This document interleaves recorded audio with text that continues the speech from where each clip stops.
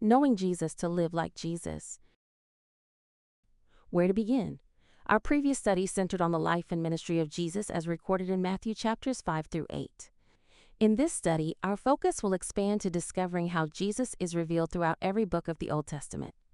The entire Bible ultimately points us to Him.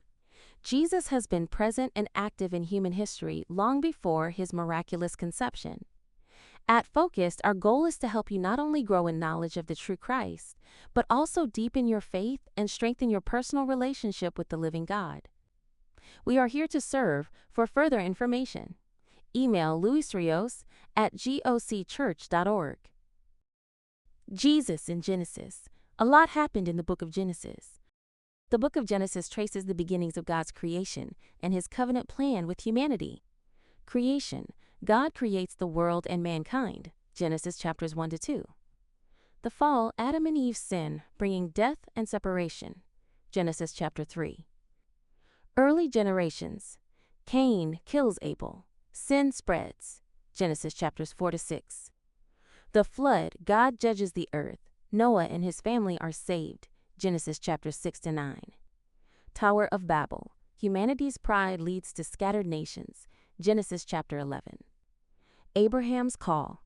God promises Abraham a great nation. Genesis chapter 12. Patriarchs. Isaac is born. Jacob receives the blessing. Jacob fathers the 12 tribes. Genesis chapters 21 to 36. Joseph's story, betrayed by his brothers. Joseph rises to power in Egypt and saves his family during famine. Genesis chapters 37 to 50.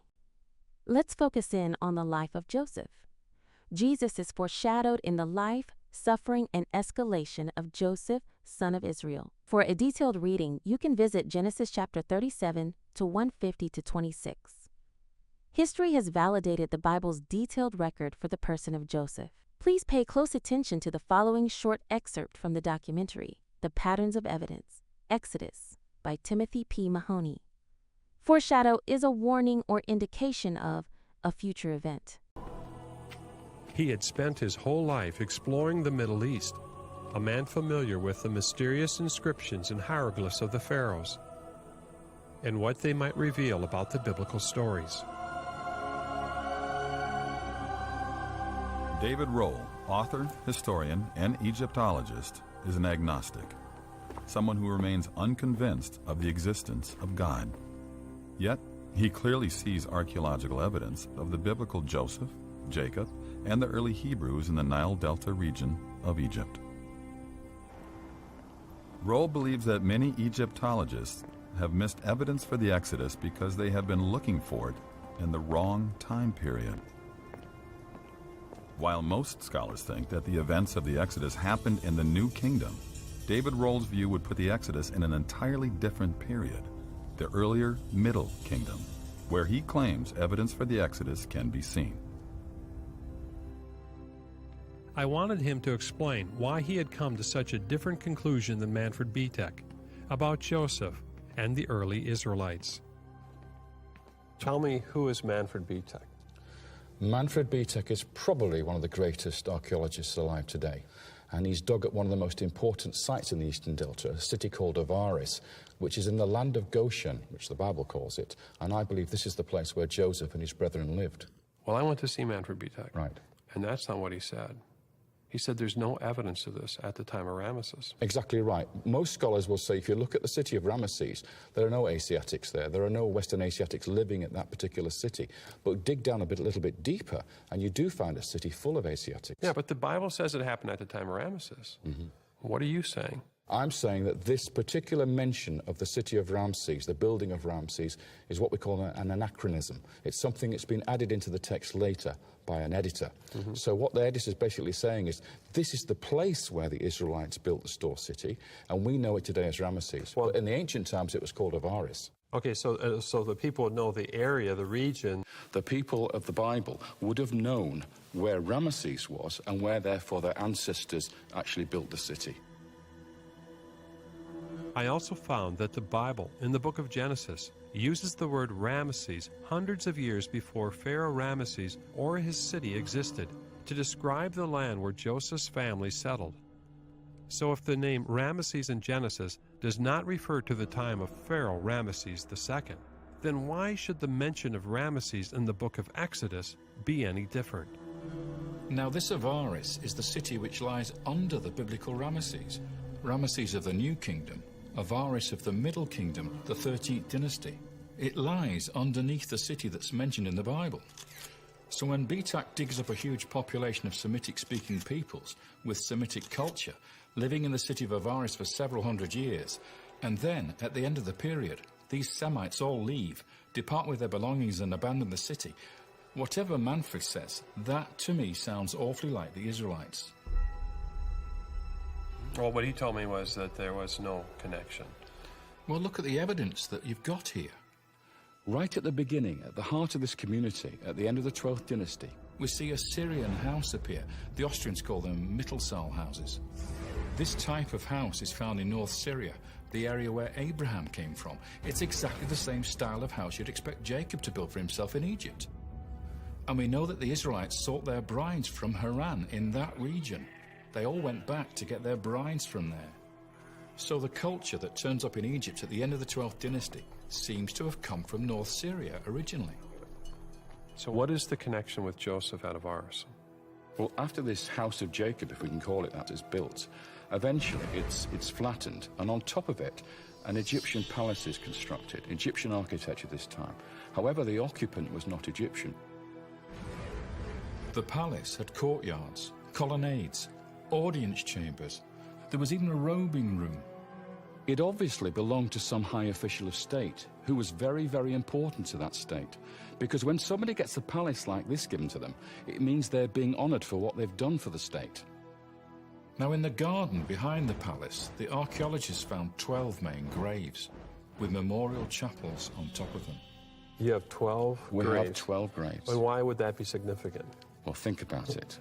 How many sons did Jacob have? He had 12. How many tribes were there? 12 tribes. Exactly. And what's also amazing is the palace had a facade, a portico with 12 pillars. So you've got 12 sons, 12 tribes, 12 pillars, and 12 tombs. Interesting. Yeah. Is that all coincidence? Now, one of these 12 graves was very special because it was a pyramid tomb. This in itself is extraordinary because only pharaohs and queens had pyramid tombs at this time. Yet the person buried in this tomb was not a king. Even so, he was honored with a king's burial. And inside the chapel of the tomb was a statue. What we know from the statue is that this man had red hair. He had pale yellow skin, which is how Egyptians depict northerners. He had a throw stick across his shoulder, a unique symbol of office made for this Asiatic official living in the land of Goshen. And on the back of his shoulder, we see the faintest remains of paint, colored stripes from a multicolored coat. And that matches exactly with the story of Joseph in the Bible. The multicolored coat is a gift which shows that he was the favorite of the father. And it almost becomes his insignia, this coat. It's the thing we remember about him most of all. Do you know of any other statues of a Semite of this kind in Egypt? There is nothing else like this in the whole of Egyptian history. Really? Nothing at all. David Rowe is not the only one to see a connection with Joseph at Avaris. Mahoney went to see Professor Charles Ayling, an Egyptologist who has also investigated the events of the Exodus and its connection to Egypt. Would it be unusual for a tomb to have a statue? No. It's unusual to have one this large. This would be probably twice the size of a normal human being. What does that tell you when the statue's larger? That it's a very important person. Now, of course, this is not a pharaoh's tomb or palace, but the man who lived there, you can identify his nationality by looking at the fragments of the statue. Three things. The hairstyle he has, which we often call the mushroom hairstyle. And then secondly, the weapon he carries over his shoulder called a throw stick, which we would associate with like an Australian boomerang. And then the coloration of the skin. The skin is yellow. All those things indicate that this would have been a Syro-Palestinian. Dr. Ayling, do you think this is Joseph?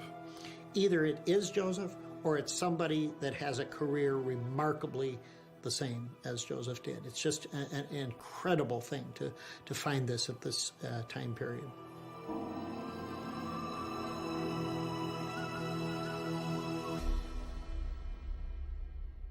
Let's begin making connections between Jesus and Joseph. Jesus and Joseph were both beloved by their father. Joseph, Israel, Jacob loved Joseph more than all his sons. Genesis chapter 37, verse 3. Jesus, at his baptism, the Father declared, "This is my beloved Son, in whom I am well pleased." Matthew chapter 3, verse 17. 1. Jesus and Joseph were both beloved by their father. Joseph, Israel, Jacob loved Joseph more than all his sons. Genesis chapter 37, verse 3. Jesus, at his baptism, the Father declared, "This is my beloved Son, in whom I am well pleased." Matthew chapter 3, verse 17. 2. Jesus and Joseph were both hated and rejected by their own. Joseph, his brothers hated him and could not speak peaceably to him. Genesis chapter 37, verse 4. They later conspired to kill him.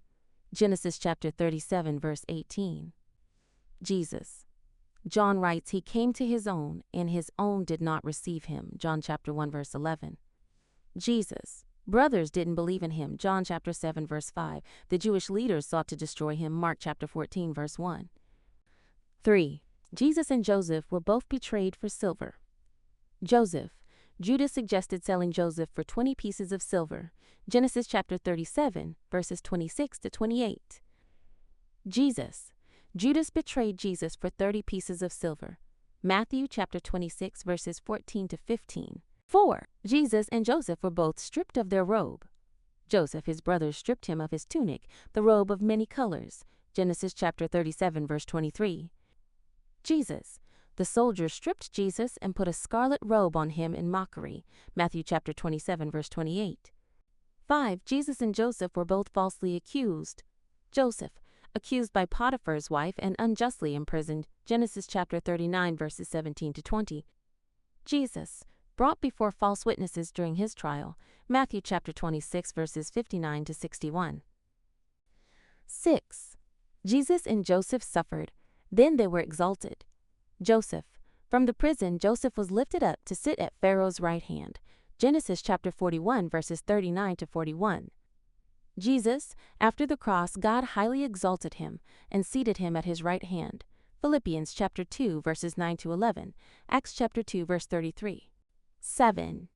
Jesus and Joseph both became a source of salvation. Joseph.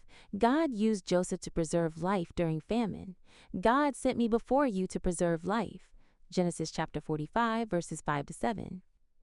Jesus declared, "I am the bread of life. If anyone eats of this bread, he will live forever." John chapter 6, verses 35-51. He gives eternal salvation to those who believe. 8. Jesus and Joseph forgave those who wronged them. Joseph spoke kindly to his brothers and said, "You meant evil against me, but God meant it for good." Genesis chapter 50, verses 20 to 21. Jesus, from the cross, prayed, "Father, forgive them, for they do not know what they do." Luke chapter 23, verse 34. Joseph's life is a powerful foreshadow of Jesus Christ. Just as Joseph was betrayed by his brothers, falsely accused, and yet exalted to save his family, Jesus was rejected, wrongfully condemned, and lifted up to bring salvation to the whole world.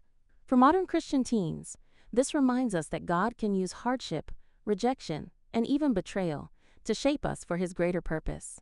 Joseph's story points us to Jesus, showing that no matter what we face today, peer pressure, unfair treatment, or struggles with identity, God is faithful, and in Christ we find forgiveness, hope, and the strength to overcome.